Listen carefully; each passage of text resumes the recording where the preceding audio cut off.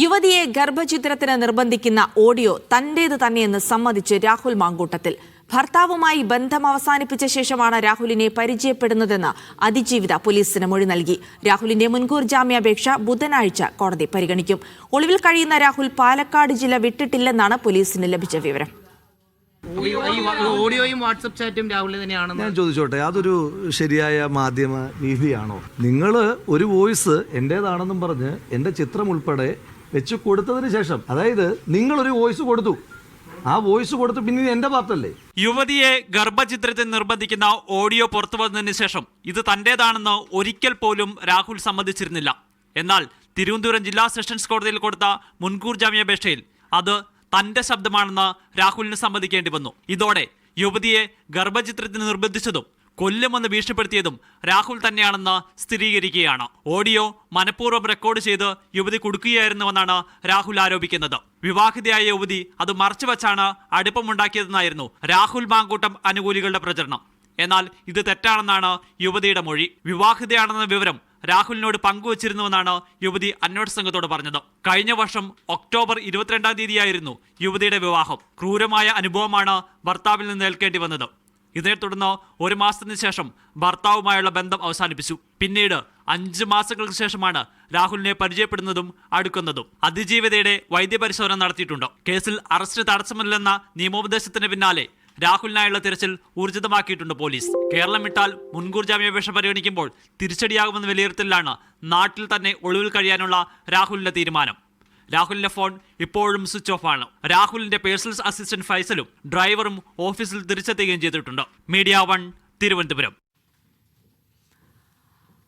Sijo V John തിരുവനന്തപുരത്ത് നിന്ന് കൂടുതൽ വിവരങ്ങൾ നൽകും. സിജോ, ഇനിയിപ്പോൾ ബുധനാഴ്ചയാണ് ജാമ്യ ഹർജി പരിഗണിക്കുക. അടിയന്തര സ്വഭാവത്തോടെ പരിഗണിക്കേണ്ട എന്ന് തീരുമാനിച്ചിട്ടുണ്ട്. സ്വാഭാവികമായും ബുധനാഴ്ച വരെ ഒളിവിൽ കഴിയാൻ തന്നെയായിരിക്കും രാഹുൽ മാങ്കൂട്ടത്തിന്റെ തീരുമാനം. പക്ഷേ പോലീസിനെ സംബന്ധിച്ചിടത്തോളം അതിനു മുൻപ് ഒരു അറസ്റ്റിലേക്ക് കടക്കുക എന്ന തരത്തിലുള്ള നീക്കം നടക്കുന്നുണ്ടോ ഇപ്പോൾ?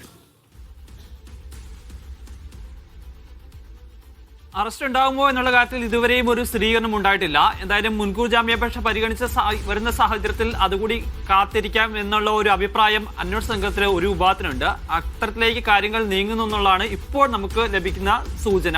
എങ്കിലും ഈ വരുന്ന മണിക്കൂറുകളിൽ എന്തൊക്കെ സംഭവിക്കും എന്നുള്ളത് സംബന്ധിച്ച് നമുക്ക് ഇപ്പോഴും അതിന്റെ ഒരു കൃത്യമായ ഒരു വിവരം പറയാൻ സാധിക്കില്ല എന്നുള്ളതാണ് വസ്തുതാപരമായ കാര്യം. എന്തായാലും വലിയ പ്രതീക്ഷ തന്നെയാണ് രാഹുൽ മാങ്കൂട്ടത്തിലുള്ളത്. കാരണം ഈ ജാമ്യാപേക്ഷ കൊടുത്ത സാഹചര്യത്തിൽ അതിൽ ചില കാര്യങ്ങൾ രാഹുൽ മാങ്കൂട്ടത്തും വ്യക്തമാക്കുകയും ചെയ്യുന്നുണ്ട്. തന്നെ കുടുക്കാൻ വേണ്ടിയിട്ടുള്ള ഒരു നീക്കത്തിന്റെ ഭാഗമായിട്ടാണ് ഇത്തരത്തിൽ ഒരു പരാതി വന്നിരിക്കുന്നത്. ഇത് ഒരു രാഷ്ട്രീയ ഗൂഢാലോചനയുടെ ഭാഗമാണ് എന്നുള്ള രാഹുൽ മാങ്കൂട്ടം ആവർത്തിച്ച് പറയുകയും ചെയ്യുന്നുണ്ട്. പക്ഷേ രാഹുൽ മാങ്കൂട്ടം കൊടുത്തിരിക്കുന്ന ഈ ജാമ്യാപേക്ഷയിലെ ചില കാര്യങ്ങൾ തന്നെയാണ് രാഹുലിനെതിരെ തന്നെ ഒരു കുരുക്കായി മാറാൻ സാധ്യതയുള്ളതാണ് ഇപ്പോൾ വ്യക്തമാകുന്നത്. കാരണം നമ്മൾ നേരത്തെ റിപ്പോർട്ട് ചെയ്തതുപോലെ തന്നെ ഇതുവരെയും രാഹുൽ മാങ്കൂട്ടത്തിൽ ഇക്കാര്യം അത് തന്റെ ഓഡിയോ ആണെന്ന് സ്ഥിരീകരിച്ച് പറഞ്ഞില്ല. പക്ഷേ ആ മുൻകൂർ ജാമ്യാപേക്ഷയിൽ പറഞ്ഞിരിക്കുന്നത് ഇപ്പോൾ അത് തന്റെ ശബ്ദമാണെന്ന് അദ്ദേഹം സമ്മതിക്കുകയാണ് ചെയ്യുന്നത്. അത് സ്വാഭാവികമായും വളരെ ഗൗരവമുള്ള ഒരു വിഷയമാണ് എന്നുള്ളത് കൊണ്ട് തന്നെ അത് തിരിച്ചടിയാനുള്ള ഒരു സാധ്യതയാണ് ഉള്ളത്. എന്തായാലും അന്വേഷണ സംഘവും ഈ ജാമ്യാപേക്ഷയെ ശക്തമായി എതിർക്കാൻ വേണ്ടി ഇപ്പോൾ തീരുമാനിച്ചിട്ടുണ്ട്. ഗുരുതരമായ വകുപ്പുകളാണ് ചുമത്തിയിരിക്കുന്നത്. ഈ സാഹചര്യത്തിൽ ഇത്രയും ഒരു സമൂഹത്തിലെ ബന്ധമുള്ള ഒരാൾ, MLA ആയിട്ടുള്ള ആൾ, അത് പലതരത്തിൽ ഈ അന്വേഷണത്തെ സ്വാധീനിക്കാൻ സാധ്യതയുണ്ട് പുറത്തു നിന്നാൽ. അതുകൊണ്ട്